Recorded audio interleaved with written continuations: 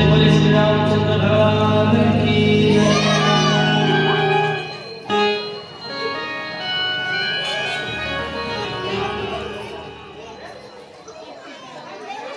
विश्वामित्र जी बड़े प्रेम से बात यहां फंस रही थी।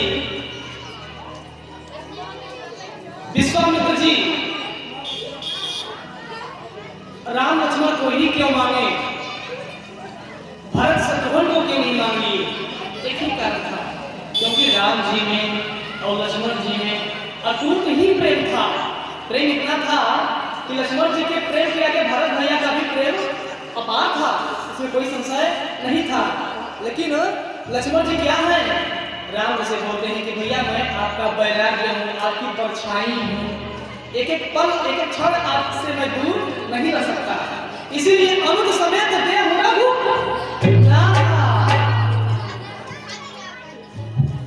जब दशरथ जी सुने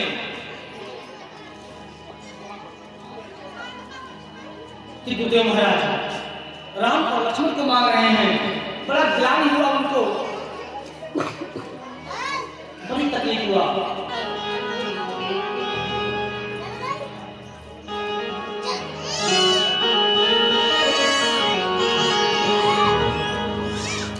दशरथ जी बोले, हे गुरुदेव भगवान, तनिक आप ही सोचिए ना हो। हे गुरुदेव, जिस अभागा दशरथ को चौथा पौने पुत्र हो और उस पुत्र को आप मांग के ले जाए, उस दशरथ की क्या बीतेगी? हे गुरुदेव महाराज, आप तो विद्वान हैं, मैं कैसे दे दूं? दशरथ जी बोले, मानव भूमि धेनु धन को सर्वस्व देव आज सब रोशन। हे गुरुदेव महाराज स्वामित्र जी, आपको जो चाहिए वो ले लीजिए। आपको धन चाहिए, दौलत चाहिए, गौ चाहिए, हाथी घोड़े चाहिए, राज सिंहासन चाहिए, राजपाट स्वर्गलोक भी मैं आपको दान में दे दूं। आप राम को मत मांगिए। देह प्राण दे प्रिय कछु नाही। हे गुरुदेव महाराज, दशरथ के लिए, मेरे लिए, मेरे प्राणों से प्रिय मुझे और कुछ नहीं है।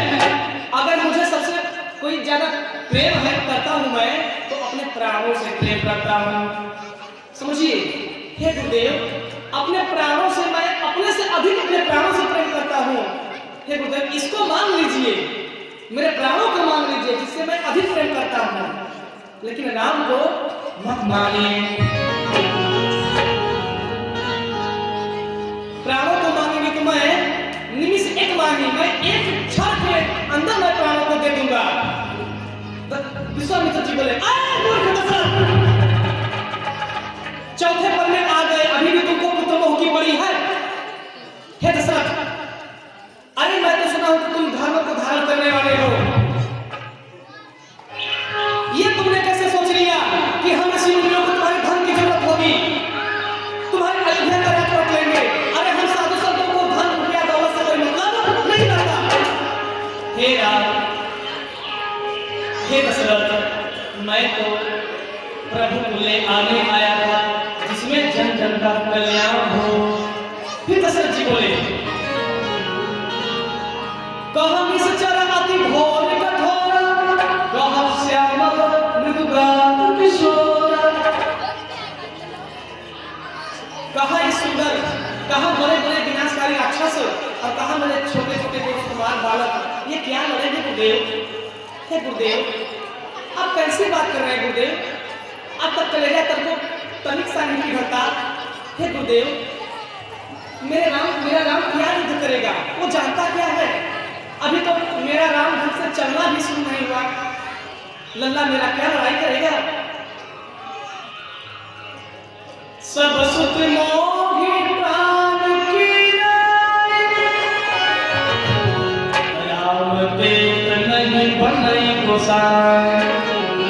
हे गुरुदेव, मेरे सारे पुत्र मोहे प्राणों से भी प्रिय हैं, आप तीनों को ले जा सकते हैं, कोई दिक्कत नहीं है, लेकिन राम को देते ही नहीं बनता। मैं राम को चाह करके भी नहीं दे सकता। कारण क्या था?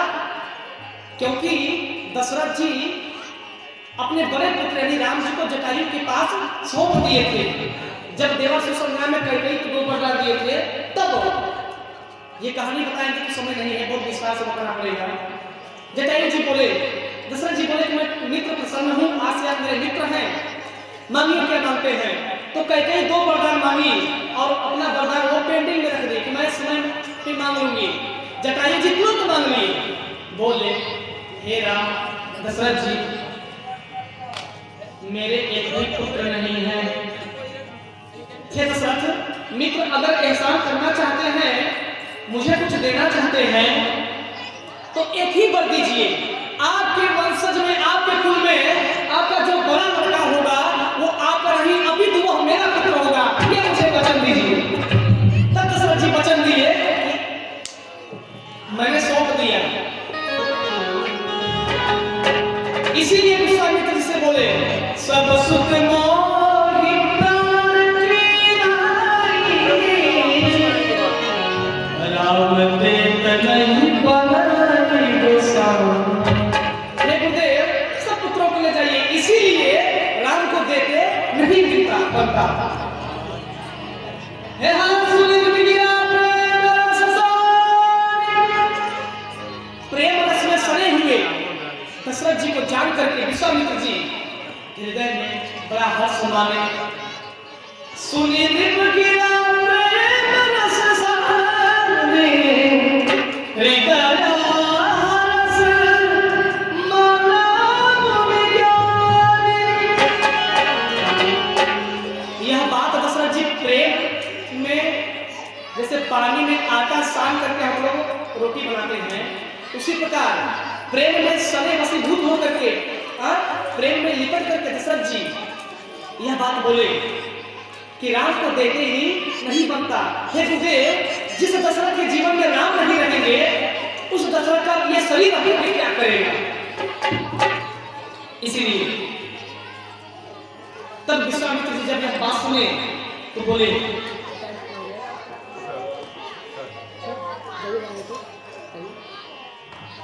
श्री राधे। तो दशरथ जी बोले विश्वामित्र जी मन में विचार करके बड़ा हर्ष माने, हृदय हर्ष माना विज्ञानी।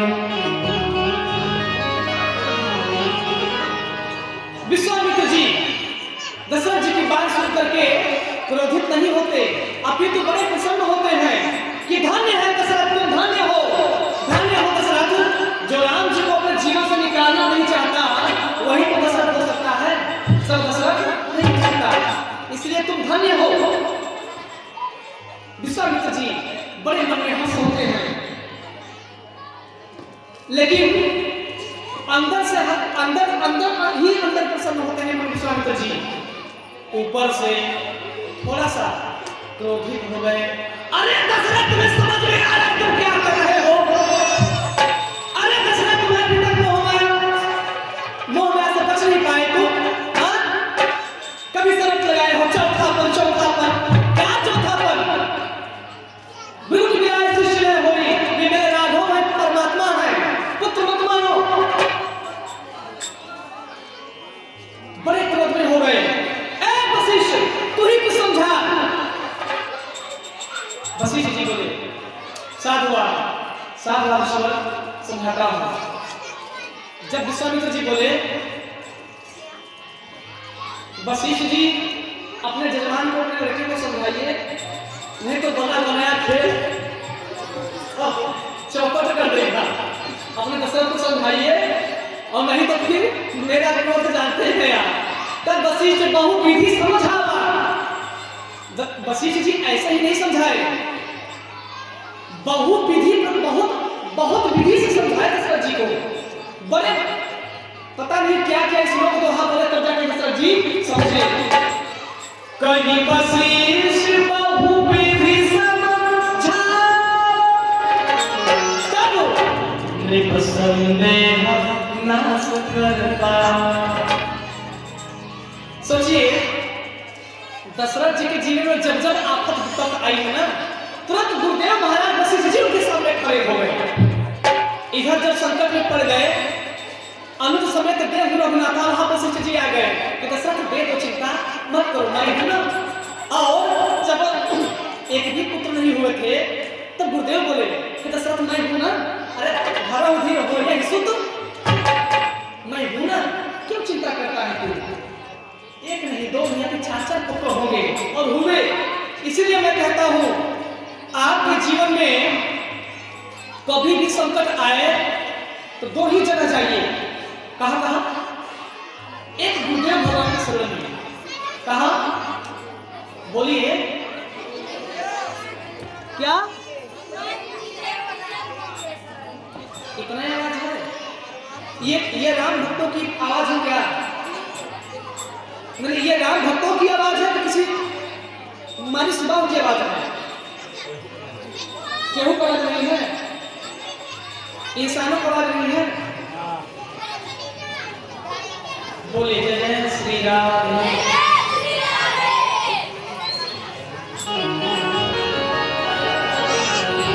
इधर जब वशिष्ठ जी समझाए तब राजा जी के संदेह को नाश किए।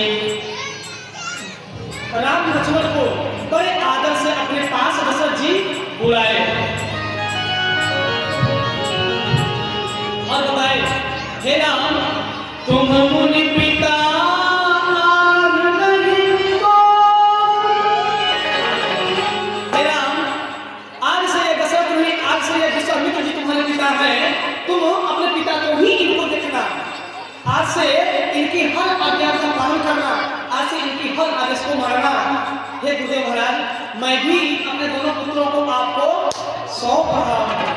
सौंपे भूपर सही सुन बहुविधि तेरी आशीष। इधर राम जी को पिता से तो आज्ञा मिल गया, लेकिन राम जी गुरुदेव जी से बोले, चुपके से बोलते हैं, पिताजी नहीं बदल गए। हे गुरुदेव महाराज अगर आपका आदेश होता ना तनिक में वहां से मिल लेता। विश्वामित्र जी हंसने लगे, बोले राम पिता से कई गुना ममता तो मां की होती है, अभी तुमको मांगने में तुम्हारे पिता से बहुत प्रकार की बातें कहना पड़ा, तब जाके तुम बड़े मुश्किल से मिले हो, अब तुम कह रहे हो कि मां से मिल रहा है। हे राम तुम्हारी लीला तुम ही जानो, रामा रामा पति प्यारे भूख की और निहारे। विश्वामित्र जी कहते हैं कि हे राम तुम अपने गुरु से भी लीला करते हो क्या? मेरे प्रभु मुस्कुराते हैं। राम जी मंद मंद छे मुस्कान जी। जब गुरुदेव ऐसा बात बोले तो राम जी जब हंसते हैं ना तो दोनों गालों का गड्ढा सा हो जाता है, बड़े सुंदर लगते हैं मेरे राघव। विश्वामित्र जी देख करके निहार करके अपने आंखों को धन धन कर लेते हैं। राम जी बोले, हे गुरुदेव माँ है, बिन माँ की आज्ञा से मैं कहीं घूमने नहीं जा सकता। तब विश्वामित्र जी बोले, कसम राम तुम राखो नीति। हे राम तुम तो धर्म को धारण करने वाले हो, मर्यादाओं में पुरुषों में उत्तम हो, तुम क्यों न मान सम्मान किसी का रखो? तुम नीतियों को क्यों नहीं मानो? तुम्हारी महिमा को तो वेद पुराण नीति नीति कह के पुकारते हैं। व्यास आदि के वर्जों में बखाना है आपकी महिमा, आपके चरित्र को, आपके गुण को। हे राम अगर ऐसी बात है तो आप जानिए। जननी भवन गए प्रभु जननी माँ जननी के भवन में गए। माँ देखती है कि मेरा नन्हा आ रहा है। माँ कौशल्या आरती उतारने लगती है राम जी के, अपने जंघा पर बिठा करके। कौशल्या माँ प्रभु के कंधों पर हाथ रख करके उनके गालों को चुंबन करते हुए माँ पूछती है, राम कुछ खाया कि नहीं लगा? राम जी बोल रहे, माँ मैं खाने के लिए ही आया हूं। मैं सोचा कि पिता मुझे विश्वामित्र जी के साथ सौंप दिए हैं, मुझे गुरुदेव महाराज जी की रक्षा के लिए जाना है, तो माँ के हाथों से कुछ खा लो, पता नहीं उधर से अब कब लौटना होगा। बोले कोई नहीं बेटा। माँ नजरें भर भर के राम जी की आरती उतारती है और कंदमूल फल स्वसति दिए राम को हुआ है। माँ को संध्या अनेक प्रकार से प्रसाद फल भोजन बड़े प्रकार से खिला पिला करके प्रभु को आशीर्वाद दे करके प्रेम दे करके ममता का आंचल उठा करके माँ विदा करती है। और जानते हैं आज की माताएं बहनें अपने बच्चों को संस्कार क्या देते हैं? हे पुत्र, अगर तुम्हारे चाचा तुमको बोले कि बेटा तुम बहुत नालायक हो, तुम भी चाचा को बोलना, तुम भी बहुत बड़े नीच हो। होता है कि नहीं? बोलिए। अरे इस गांव में नहीं होता होगा मुझे पता है, लेकिन भैया मेरे काशी में ये बात होती है। यहाँ नहीं होता होगा मुझे पता नहीं, लेकिन मेरे बनारस में काशी में ये बात होती है। भोर होता है, एक साइड में बाबा विश्वनाथ का घंटा और गंगा आरती होती है, एक साइड में हमारी बहन बेटियां कहती हैं अरे तुम्हारा नाश हो जाए, आग लग जाए, बच्चे मर जाए, सत्यानाश हो जाए, तू बर्बाद हो जा, तू मर जा। ऐसा नहीं कहना, ऐसा कभी नहीं कहना। ना ना, राम जी से बोलना कि राम जी जिस दिन मेरे मुख से ये शब्द आ जाए, मेरे मुख में लतवा लग जाए, जिस दिन मेरे मुख में अपशब्द आ जाए, मेरे मुख में लतवा लग जाए, मैं बोलने के काबिल ही ना रहूं, ये कहिए प्रभु से। कर भला तो हो भला, दूसरे की भलाई करेंगे तभी राम जी हमारा। लेकिन आज लोग जानते हैं हे राम जी मैं आपकी पूजा कर रहा हूं, बस पेट भर हमको खाली आशीर्वाद दीजिएगा, गांव वाले भाग ले जाएंगे, ऐसे मतलब नहीं। ऐसा नहीं, ये कहिए हे प्रभु गांव वाले ही नहीं, मेरे घर वाले ही नहीं, मैं ही नहीं, अभी तो मेरे देश इस ब्रह्मांड में मेरे दुश्मन भी है ना, सब पे अपनी कृपा करिए, सबकी भलाई करिए ना, बल्कि मेरा अनहित करिए, लेकिन सबका कल्याण करिए। इसी प्रकार बड़े प्रकार से मां का आदेश देकर के राम जी चल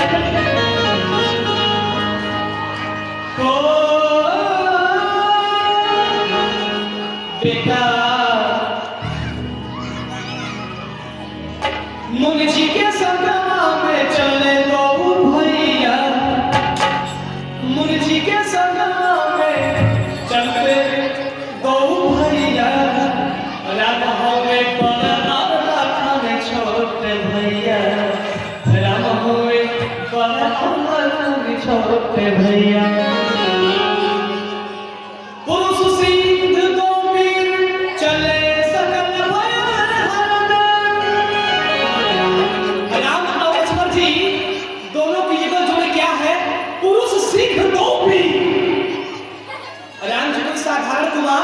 नहीं है, पुरुषों में सीख है, पुरुष सिद्ध बहु भी चल पड़े गुरुदेव महाराज के साथ।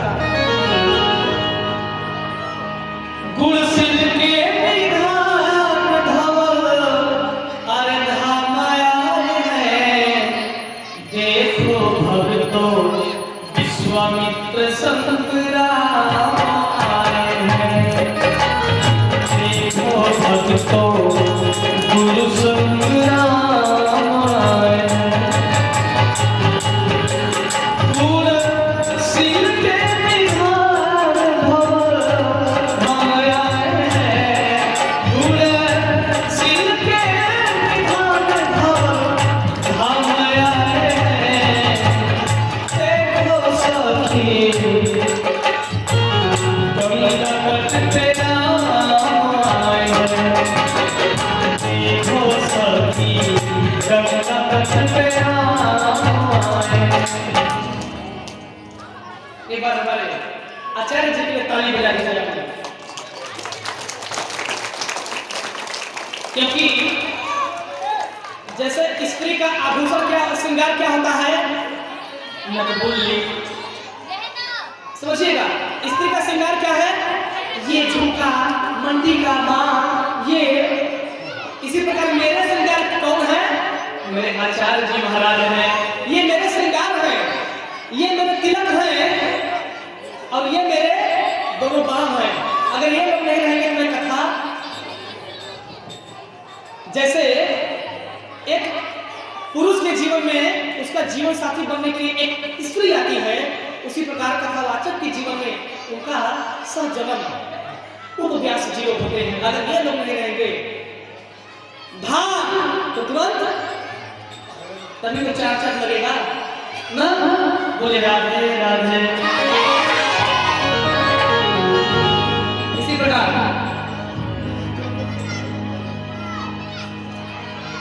विश्वामित्र जी के साथ जब लक्ष्मण चल पड़े तो विश्वामित्र जी सोचे, मन में सोचे क्या, प्रभु ब्रह्मा देव मैं जानम मोहित पिता सजीव भगवान।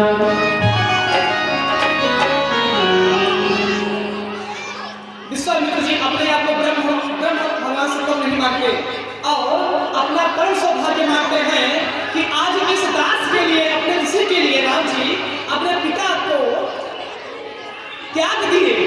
मोहित पिता तजरु भगवान हमेशा के लिए नहीं त्यागे, कुछ समय के लिए त्याग दिए।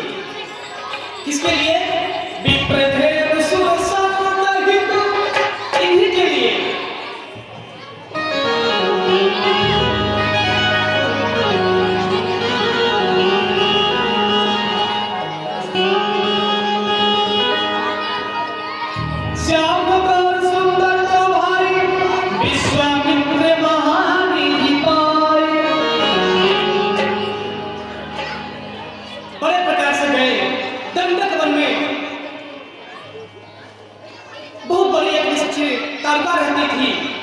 ऋषि मुनियों को खा खा करके हड्डी पर ढेर लगाती थी। विश्वामित्र जी बोले, हे राम यह तारका है, इस निश्चय का नाश करो। तब राम जी बोले, हे गुरुदेव हम स्त्रियों पर अत्याचार नहीं करते। तब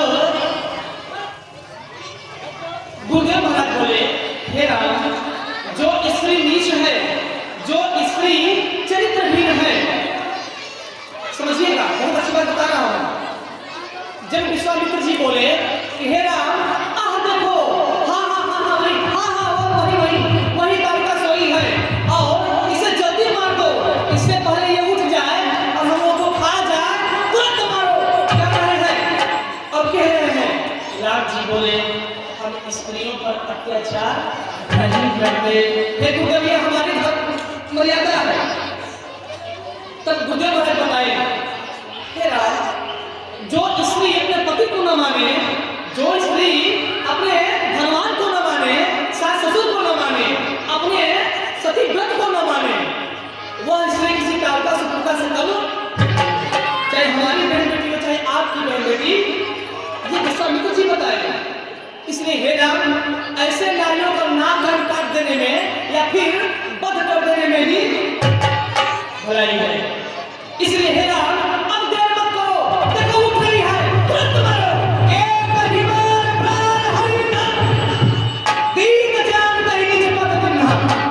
एक ही बार में राम जी तारका को मार करके गोली बार नमः नमः। जब राम जी तारका को मारे ना तो तारका का जितना भी तेज था आकर के भगवान राम के चरणों में समाहित हो गया। यह दृश्य जब विश्वामित्र जी देखे तब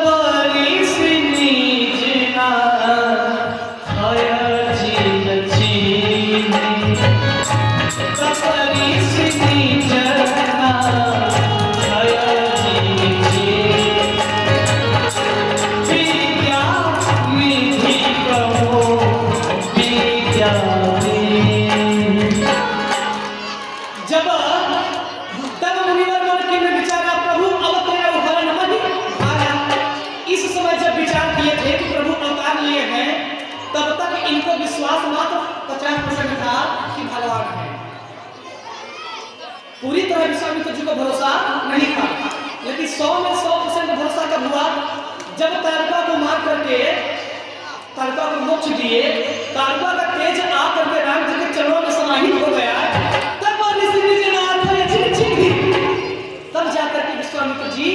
अच्छे से पहचाने कि हाँ ये राम जी हैं। इसीलिए जब जान गए ना तो क्या किए, विद्या निधि कहूँ विद्या निधि,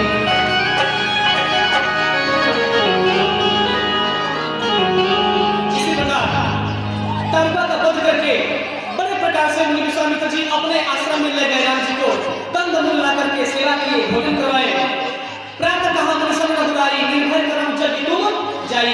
देखते आप निश्चित होकर के यज्ञ के लिए मैं हूं। देखिए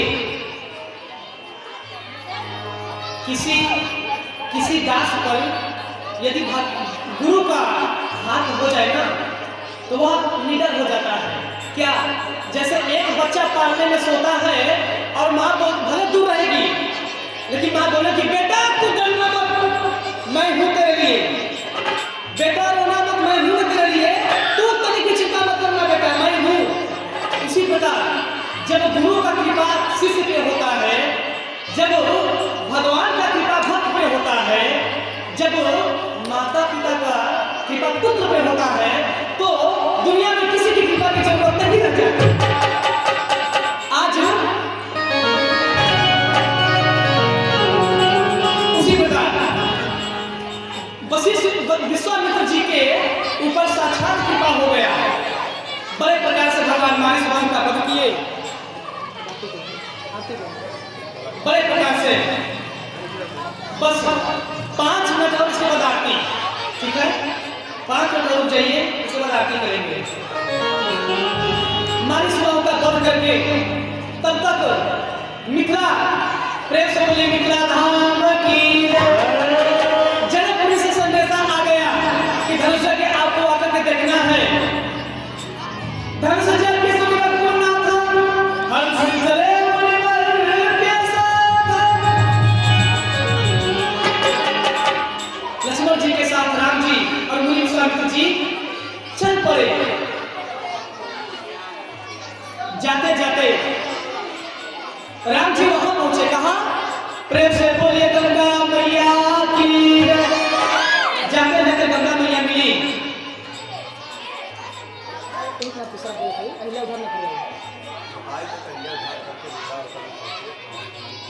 बड़े प्रकार से गंगा मैया कैसे आई, विश्वामित्र जी सारी कथा राम जी को बताए।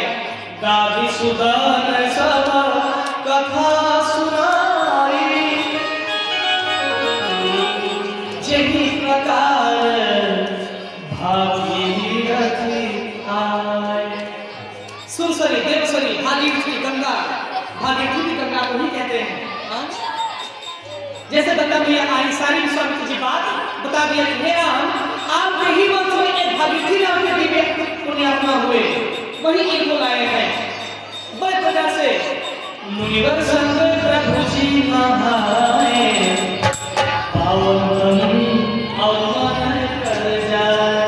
हे राम, यह जगत जननी जगत पावनी मां गंगा है, इनकी यश और इनकी कीर्ति युगों युगों तक गाई जाएगी। अतः हे राम, इनकी मंद मंद शीतलों के आंचल में स्नान करके अपने आप को धन्य भाग करो। प्रभु बड़े बड़े से स्नान किए, पुनः आगे की ओर बढ़ चले।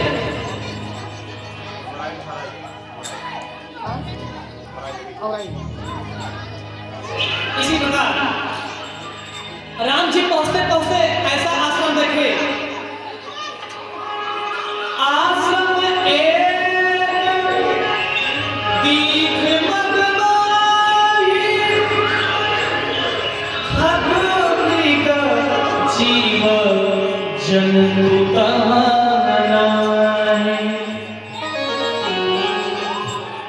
ऐसा विचित्र आश्रम लगा देखने में कि उस आश्रम में एक बड़ा सा पत्थर था। उस आश्रम में एक बड़ा सा पत्थर था और उस पत्थर पे एक सुंदर हरा सा दिव्य तुलसी का पेड़, इतना बड़ा सा पेड़ उगा हुआ था। और वह ऐसा विचित्र आश्रम था कि खंडर में मकड़ियां जाल लगा के रहती हैं, लेकिन उस खंडर में मकड़ियां भी नहीं थी। जीव जंतु एक कीड़ा मकोड़ा चींटी भी उस आश्रम में नहीं थी। और श्रापित आश्रम था।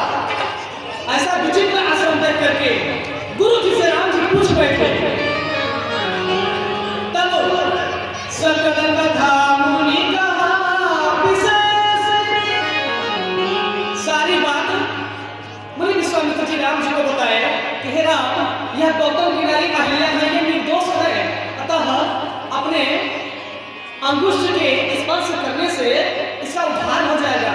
सो देवस्त्र, हे पुत्र, हे तात, आप इस अभागन अपने भक्ति अहिल्या का उद्धार करके अपने इस युगों युगों तक इसके यश कीर्ति का बखान करवाओ।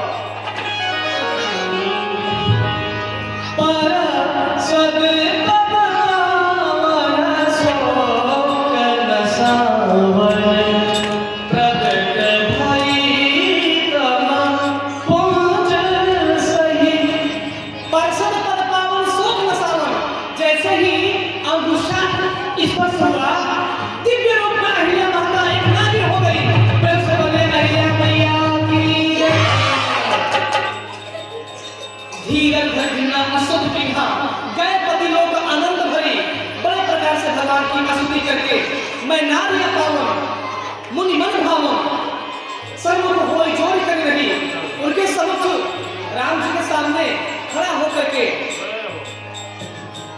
विनती कर रही है कि ना मैं अपावन गद्दी नारी हूँ। आपने इस अपवित्र गंदी नारी को भी तार कर दिए। आपकी जय हो, आपकी जय हो। इसी प्रकार अहिल्या माता का उद्धार करके आगे चले मुनि वृंद सहाय, बेटी विदेह नगर लिया। आगे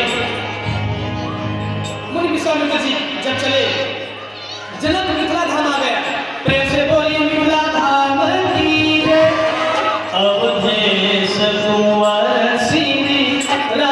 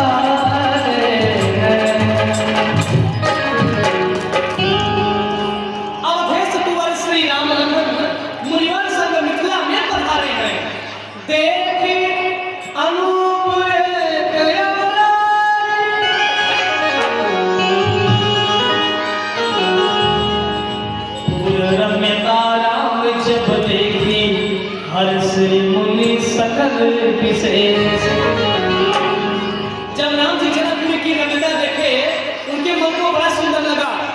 उसी प्रकार उसी मिथिलापुरी के एक औलाई में आम का बगीचा था जहाँ पे पक्षियों की बड़ी मीठी मीठी आवाज, पक्षियां गुनगुना रही थी। वहीं पे राम जी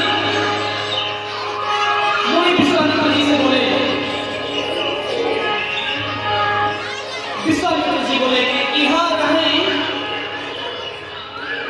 हे राम यहीं पे विश्राम किया जाए, पुनः सुबह महाराज जनक की दरबार की तरफ चला जाएगा।